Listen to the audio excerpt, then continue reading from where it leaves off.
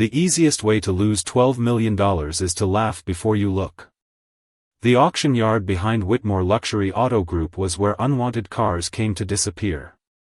Bent fenders, seized engines, flood-damaged trucks, and forgotten classics waited in uneven rows behind the polished showroom where customers admired six-figure luxury cars under spotless lights. It was barely 8 in the morning when Ethan Cole eased his old pickup through the service gate with a weathered flatbed trailer rattling behind him. His 7-year-old daughter, Lily, sat quietly in the passenger seat hugging the small stuffed rabbit she carried almost everywhere. She looked through the windshield at the endless line of discarded vehicles before asking, "Daddy, why do nice places keep their saddest cars in the back?" Ethan smiled without taking his eyes off the road. Sometimes people hide what they do not understand. She accepted the answer with a thoughtful nod. They parked near the final auction row where a faded blue Ford Mustang rested beneath years of dust, rust, and neglect. Its tires had collapsed into the gravel. One side mirror hung loosely from the door. The faded paint had almost surrendered to bare steel. A handwritten tag tied to the windshield simply read, "Parts only. $300. Several employees from the luxury dealership noticed Ethan walking toward the Mustang. One of them laughed quietly before calling over 2 sales associates.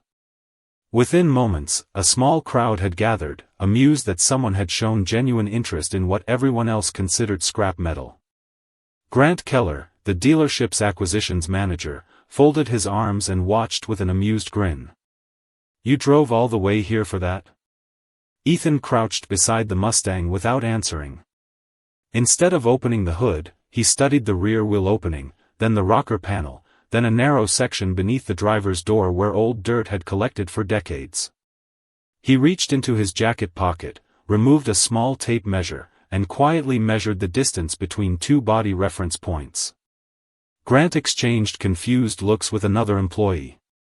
"You planning to renovate a junkyard?" More laughter followed.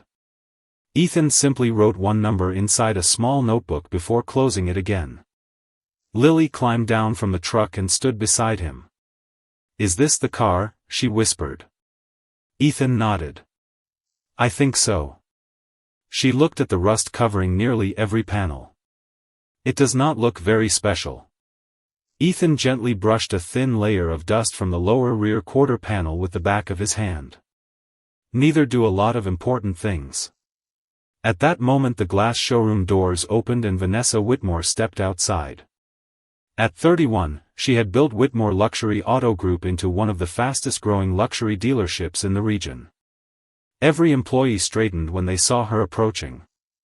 She stopped beside Grant and glanced toward the weathered Mustang before looking at Ethan's faded work boots and worn canvas jacket. "Has someone explained that this vehicle is headed for scrap?" she asked calmly. Ethan stood and offered a polite smile. "They have." Vanessa tilted her head slightly. "Then why are you measuring it?" Ethan looked back toward the Mustang instead of answering immediately. His eyes settled on the rear wheel arch one final time before he quietly said, "Because whoever built this one did not build it the same way as the others." Grant laughed openly. "It is a $300 pile of rust." Ethan reached into his wallet, counted 3 worn $100 bills, and handed them to the clerk without another word. Vanessa watched him sign the paperwork with complete confidence, then shook her head almost sympathetically. "Congratulations," she said. "You just bought the most expensive mistake in this yard." Ethan accepted the receipt, folded it carefully into his notebook, and began preparing the Mustang for the trailer. As several salespeople chuckled behind him, he paused only long enough to glance once more at the unusual spacing around the rear wheel before quietly saying to Lily, "The people laughing are looking at the rust. I am looking at the measurements." The rusty Mustang creaked softly as Ethan guided it onto the weathered trailer one careful inch at a time. He never tried to force the frozen steering. Instead, he adjusted each wheel with slow precision until the car rested exactly where he wanted it. Grant Keller watched from several yards away with folded arms, still wearing the satisfied smile of a man convinced he had just witnessed someone waste $300. Be careful, he called out. You might break the valuable rust. A few employees laughed again. Ethan tightened the first trailer strap without looking up. Lily stood beside him holding the flashlight even though the morning sun was already bright enough. She had learned years ago that her father always appreciated preparation more than convenience. Daddy, she asked quietly, why did you measure the back instead of opening the hood? Ethan checked the tension on another strap before answering. Because engines can be replaced. Bodies tell longer stories. Lily looked back at the Mustang with fresh curiosity. Did this one tell you something? Ethan smiled faintly. Not everything. Just enough to bring it home. The drive back to their small house took almost 40 minutes. Their neighborhood was quiet, lined with modest homes, cracked sidewalks, and maple trees beginning to lose their autumn leaves. Neighbors glanced up from mowing lawns and washing driveways as Ethan slowly backed the trailer toward his detached garage. Most of them had known him for years. They knew he repaired farm trucks, family sedans, and old pickups to support himself and Lily. They also knew he rarely spent money on anything unnecessary. Seeing him arrive with what looked like little more than a rusted shell left several of them puzzled. Their next-door neighbor, Harold Bennett, wandered across the yard carrying a coffee mug. Morning, Ethan. That thing looks like it lost a fight with 50 winters. Ethan laughed softly. It probably did. Harold examined the Mustang for a few seconds. Planning a restoration? Ethan shook his head. Not yet. Engine locked up? Maybe. Frame bad? Ethan looked toward the rear wheel opening again. That is not the first thing I want to know. Harold raised an eyebrow but chose not to ask another question. He had long ago learned that Ethan rarely spoke before he understood something completely. Once the trailer was parked inside the garage, Ethan rolled out a tape measure, a notepad, a small flashlight, and a carpenter's level. He ignored the toolbox sitting against the wall. No wrenches. No sockets. No attempt to start the engine. Instead, he carefully measured the distance between the front and rear wheel centers on both sides of the Mustang. He checked the numbers twice before quietly writing them into his notebook. Lily watched from an old wooden stool beside the workbench. Are the numbers good? She asked. Ethan looked at the page for several seconds. They are interesting. Interesting good or interesting bad? Interesting different. He slowly slid beneath the driver's side using a small mechanic's creeper. Rather than searching for leaks or broken parts, his flashlight followed a narrow line running along the floor pan. The weld beads were uneven, not careless but unmistakably handmade. He reached out with one finger and traced them gently without scraping away the years that covered them. A thoughtful silence settled across the garage. After nearly a minute, Ethan backed himself out and stood. Lily noticed something change in his expression. It was not excitement. It was recognition. Did you find it? She whispered. Ethan closed his notebook before answering. I found another question. Then he looked once more at the Mustang and quietly added, tomorrow, I need someone else to see these measurements. The next morning arrived with the quiet rhythm Ethan trusted more than alarms. Coffee steamed beside an open notebook covered with measurements, sketches, and short observations written in careful handwriting. Lily finished her oatmeal before carrying her stuffed rabbit into the garage, where the Mustang sat exactly where they had left it the night before. Nothing had been cleaned. Nothing had been repaired. Ethan believed every layer of dust deserved to remain until he understood what it was protecting. He knelt beside the driver's side once again and held a straight edge against the rocker panel. The numbers matched his notes from the previous evening. He measured them a third time anyway. Lily watched with patient curiosity. Are you making sure the car did not change overnight? Ethan smiled. No. I am making sure I did not. He pulled out his phone and photographed the unusual weld beneath the floor pan, then the rear suspension mount, then a tiny manufacturing stamp hidden beneath decades of grime. He sent the photographs along with his measurements to a single contact. The name at the top of the screen read Raymond Hale. Years earlier, Raymond had worked with historical Ford archives before retiring to consult on rare American performance cars. Ethan had met him only twice at restoration seminars, but he remembered one thing Raymond had said. The rarest cars usually looked ordinary until someone asked the right question. Less than 20 minutes later, Ethan's phone rang. "Good morning, Raymond." There was no greeting on the other end. "Where did you find that Mustang?" Ethan leaned against the workbench. "Auction yard behind Whitmore Luxury Auto Group." Raymond remained silent for several seconds. "Your wheelbase measurements should not exist on a production Mustang." Ethan looked toward the garage. "That was my concern." Raymond continued, his voice calm but noticeably slower. "Measure the distance again from the front spindle center to the rear axle center on both sides. Do not estimate. Do not average. Give me exact numbers." Ethan repeated the measurements carefully while Raymond listened. When he finished reading them aloud, another long silence followed. Finally Raymond spoke. "Photograph the inside of the rear wheel housing. I want to see every weld bead." Ethan crouched beside the car once more and aimed the flashlight into the narrow opening. The welds appeared uneven but deliberate, almost as though each section had been completed by hand rather than by an automated production line. He sent the images immediately. Less than a minute later, Raymond called back. "Do not restore anything." Ethan nodded even though Raymond could not see him. "I was not planning to." "Good. And whatever you do, do not sand those welds."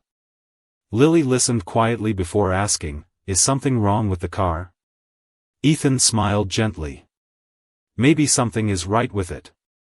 That afternoon, a black luxury sport utility vehicle slowed in front of Ethan's house before continuing down the street.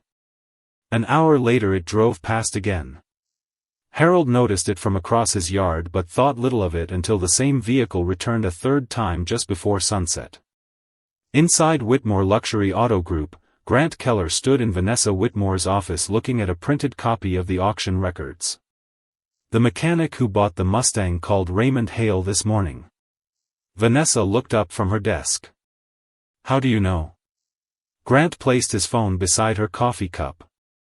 "One of our transport drivers recognized Hale's name when he called asking where the car came from."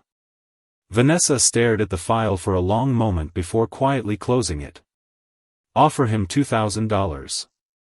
Grant smiled confidently. "For a $300 Mustang?" Vanessa looked toward the showroom window without smiling. "People only make that phone call when they believe they have found something the rest of us missed. I would rather spend $2,000 today than spend years wondering what we overlooked." Grant Keller arrived just after 9 the following morning driving the same black sport utility vehicle that had passed Ethan's house 3 times the day before. He stepped out carrying a leather portfolio instead of a toolbox, dressed in a pressed gray suit that looked strangely out of place beside Ethan's modest garage. Lily was sitting on the front steps finishing a glass of orange juice when she noticed the visitor. "Daddy," she called softly, "the man from the fancy place is back." Ethan walked out of the garage wiping his hands with an old shop towel. He had spent the entire morning photographing small manufacturing details beneath the Mustang without removing a single bolt. Grant smiled confidently as he approached. "Mr. Cole, I think we may have underestimated your purchase." Ethan folded the towel neatly and rested it on the workbench. "Good morning." Grant glanced toward the Mustang sitting inside the garage. "I spoke with Ms. Whitmore. We would like to make things right." Ethan waited without responding. Grant opened the portfolio and removed a cashier's check. $2,000. That is more than 6 times what you paid yesterday. You make a quick profit, and we take the car back. Everybody wins. Lily looked from the check to her father. Ethan smiled gently before turning back toward Grant. I appreciate the offer. Grant extended the check another inch. Then we have a deal? Ethan shook his head once. No. Grant laughed politely, convinced it was only the beginning of a negotiation. 5,000. Ethan's expression did not change. No. Grant studied him more carefully now. You have not even started restoring it. Correct. Then why refuse? Ethan looked toward the Mustang before answering. Because I still have questions that money cannot answer. Grant followed Ethan's gaze but saw nothing except faded paint and rust. It is an old Mustang. Ethan replied quietly, that is what everyone keeps saying. Grant slipped the check back into the portfolio. You think it is something special? Ethan did not answer. The silence itself became an answer. As Grant drove away, another pickup entered the neighborhood and stopped in front of Ethan's house. An older man stepped out carrying a weathered camera case and a long metal measuring bar instead of luggage. Raymond Hale looked exactly the way Ethan remembered him from years earlier. Practical boots, faded denim shirt, gray hair, and observant eyes that seemed to study everything before speaking. They shook hands without unnecessary words. Raymond walked directly into the garage and stopped 3 feet from the Mustang. He remained perfectly still for nearly a minute. Lily whispered, "Is he going to fix it?" Ethan smiled. "He is going to listen to it first." Raymond slowly circled the car without touching it. He examined the roofline, the windshield opening, the rear quarter panels, and finally crouched beside the unusual weld Ethan had photographed.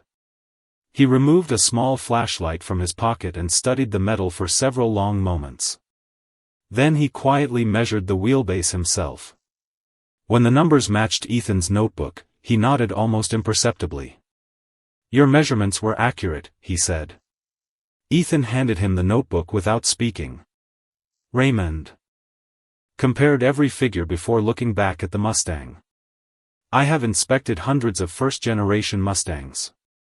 He paused while tracing the air just above the handmade welds. "I have never inspected one built quite like this." Lily looked up at Raymond with wide eyes. "Does that mean Daddy was right?" Raymond smiled warmly. "It means your father noticed something that many professionals would have driven past without ever seeing." He closed the notebook carefully before adding one sentence that changed the atmosphere inside the garage completely. "I think we need 2 more experts, because I no longer trust my own explanation." Raymond Hale made 2 phone calls before noon.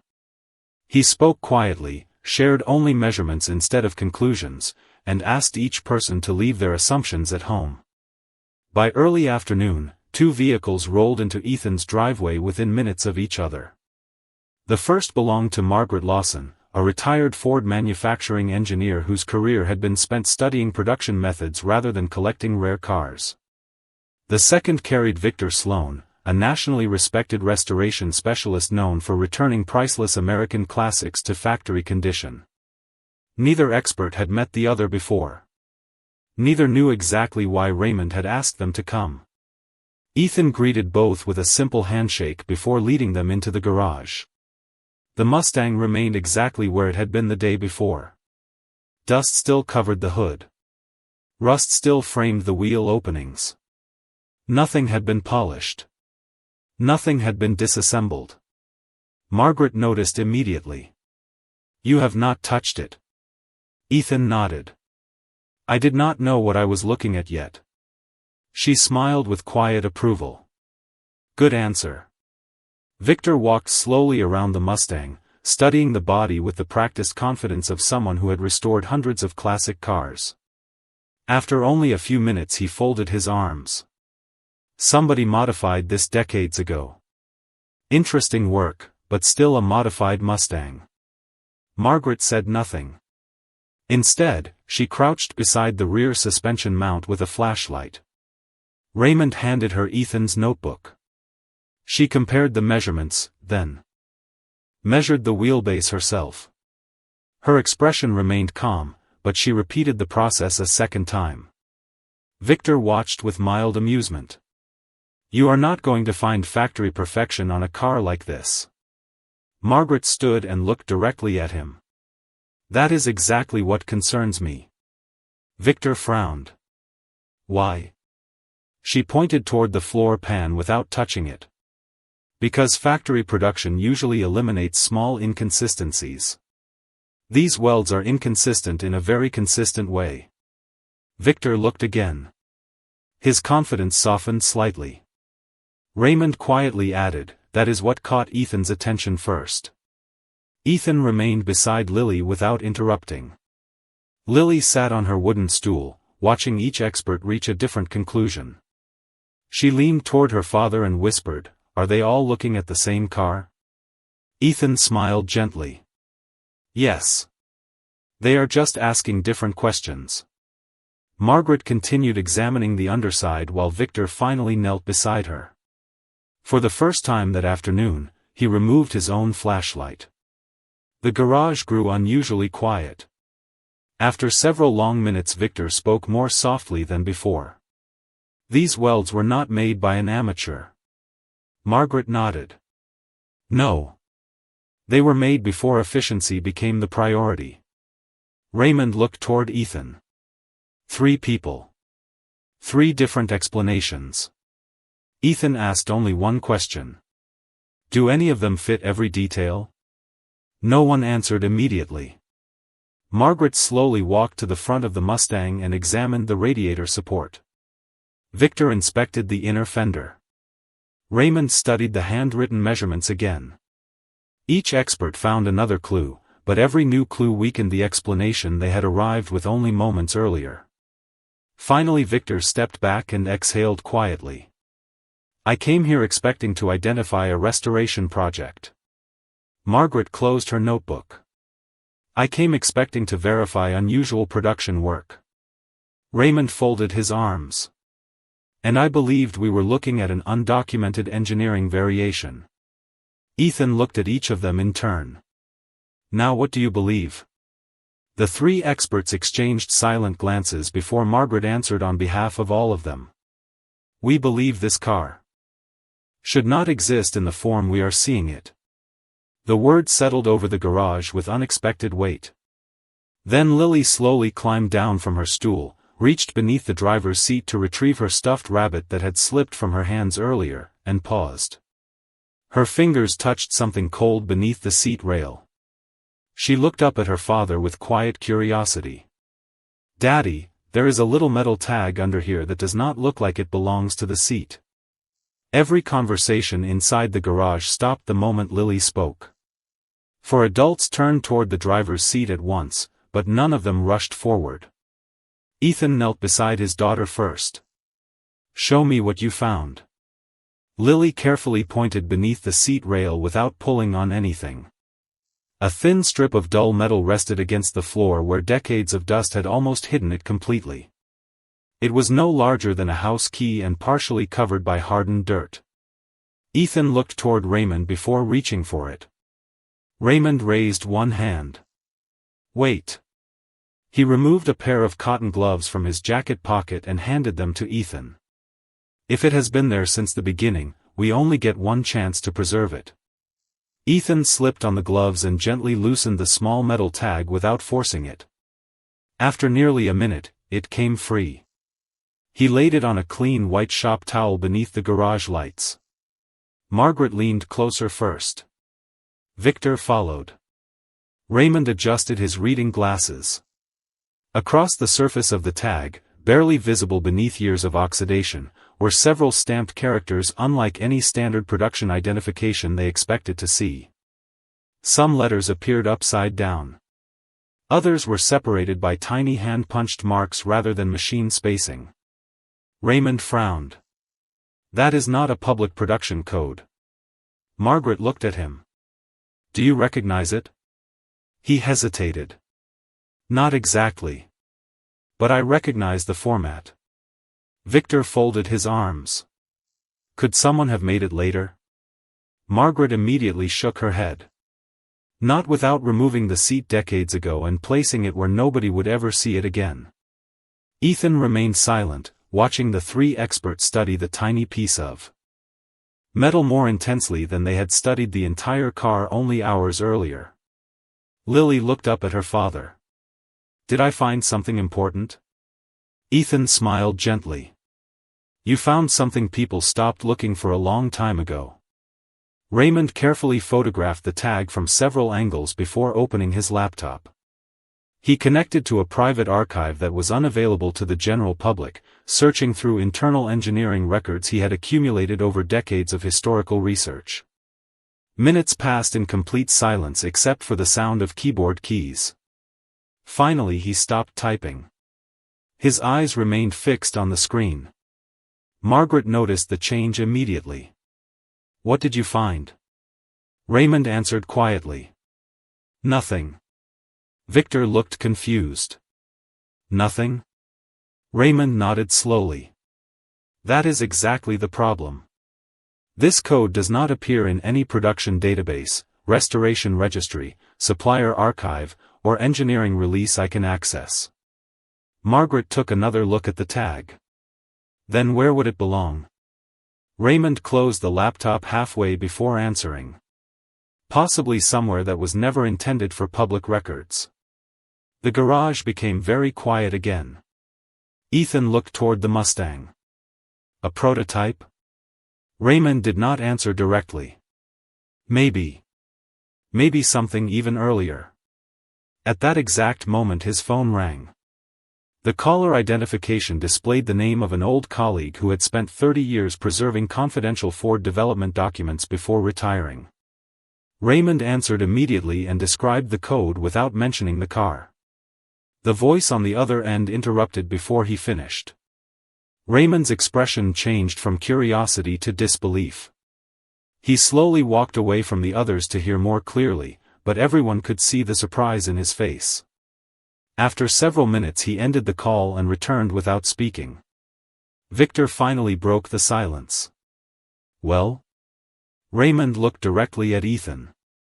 "There is a secure verification session in 6 days for several historically significant Ford vehicles.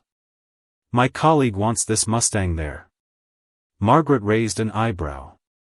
"Without knowing exactly what it is?" Raymond nodded. "Especially because we do not know exactly what it is." Ethan looked toward Lily, who quietly placed the little metal tag back onto the white towel with extraordinary care. Then he looked at the weathered Mustang resting beneath the garage lights and softly said, "7 days ago everyone wanted this car to disappear. Now they want an entire room to see it." 6 days passed without a single wrench touching the Mustang.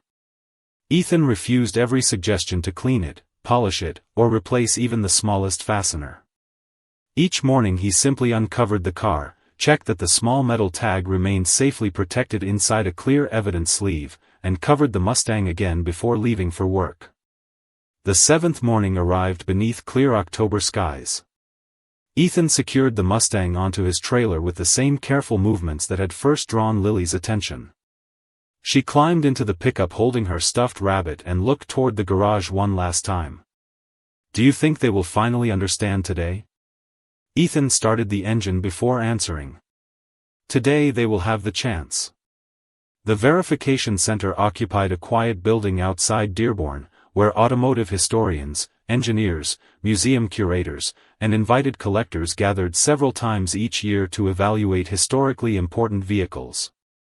There were no flashing signs or public ticket booths. Only a guarded entrance, a wide inspection hall, and rows of carefully positioned lights above polished concrete floors. Raymond Hale greeted Ethan outside the entrance. Margaret Lawson and Victor Sloan had already arrived. Neither looked relaxed. Inside the building, several vehicles waited beneath white covers while technicians prepared measuring equipment, archival documents, and photography stations. At the opposite end of the hall, Vanessa Whitmore stood beside Grant Keller. She had accepted an invitation only after learning that the Mustang she had sold for $300 had been selected for formal historical verification. She watched Ethan guide the trailer into position without saying a word. Grant leaned closer. He still has not restored it. Vanessa answered quietly. Maybe that is why it is here. Ethan lowered the trailer ramps and slowly rolled the Mustang onto the inspection platform. No one laughed this time. The room had the silence of a courtroom before an important verdict. 3 senior verification specialists approached together. One examined structural measurements. Another reviewed manufacturing techniques. The third compared the newly discovered metal tag against confidential engineering reference files. They worked independently without discussing their observations. Nearly an hour passed with only the sounds of measuring tools, camera shutters, and quiet note-taking. Lily sat beside Raymond watching every movement. They look serious, she whispered. Raymond smiled gently. Serious is good. Serious means they have stopped guessing. The first specialist finally stepped away from the Mustang. The wheelbase does not match standard production specifications. The second looked up from beneath the chassis. Neither do the hand-finished structural welds. The third specialist remained focused on the metal tag for several more moments before carefully placing it beside a folder marked with internal Ford engineering references. He opened the folder, compared several faded photographs, then slowly removed his glasses. Every conversation inside the hall stopped. He looked toward the other 2 specialists and gave a small nod. No excitement. No dramatic gesture. Just quiet certainty. Vanessa unconsciously took one step forward. Grant stopped breathing long enough to realize he had been holding his breath. Ethan remained beside Lily with the same calm expression he had carried since the day he first measured the Mustang behind the luxury dealership. The senior specialist finally faced the room. We have completed enough examination to make one preliminary statement. Every collector, engineer, and historian stood completely still. He rested one hand lightly on the weathered roof before continuing. This automobile was not constructed as an ordinary production Mustang. Its structural characteristics, manufacturing methods, and internal identification evidence establish that further authentication is not only justified but necessary because we believe this vehicle belongs to an undocumented phase of early Mustang development. No one spoke. The laughter from 7 days earlier had disappeared so completely that it almost seemed impossible it had ever existed. The room remained silent for several long seconds after the preliminary statement. Nobody reached for a camera. Nobody whispered to a neighbor. The people gathered inside the verification hall understood that history was careful, and careful moments deserved quiet. The senior specialist closed the engineering folder and looked toward Ethan. Mr. Cole, we would like your permission to complete the final authentication procedure. Ethan nodded once. You have it. The specialists carefully removed several archival photographs from a protective case. Each image showed unfinished Mustang development vehicles inside Ford engineering facilities decades earlier. They placed the photographs beside the weathered car one at a time, comparing body contours, weld locations, structural braces, and manufacturing marks that had never appeared on production models. Margaret Lawson slowly smiled. The rear reinforcement plate is identical. Victor Sloan pointed toward the front shock tower. So is the hand-cut relief notch. Raymond Hale quietly turned another page inside the archive folder before looking at the small metal tag Lily had discovered beneath the driver's seat. There it is, he whispered. An identical internal coding pattern appeared in one faded engineering document dated months before the Mustang entered public production. The senior specialist adjusted his glasses and addressed everyone in the hall. Our authentication is complete. Every collector instinctively stepped closer. Vanessa Whitmore stood perfectly still beside Grant Keller, who no longer looked at the Mustang with amusement but with disbelief. The specialist continued in an even voice. This vehicle represents one of the earliest known developmental Mustangs associated with Ford's internal engineering program before commercial production. Based on surviving documentation and the manufacturing evidence present throughout the vehicle, we consider this automobile historically unique. The words settled across the hall like a quiet wave. Raymond lowered his head for a moment before looking toward Ethan with unmistakable respect. You protected it exactly the way it needed to be protected. Ethan simply answered, I only tried not to erase the story. Before anyone could speak again, Charles Hargrove, the owner of one of the country's largest private automotive museums, stepped forward from the back of the room. He had remained silent throughout the entire verification process. Mr. Cole, he said calmly, I would like to purchase the Mustang. Ethan listened without reacting. Charles continued. My opening offer is $1 million. Several collectors immediately exchanged surprised looks. Another voice interrupted from the opposite side of the hall. $2 million. A third collector calmly raised the number again. $4 million. The atmosphere changed almost instantly. This was no longer simply a verification session.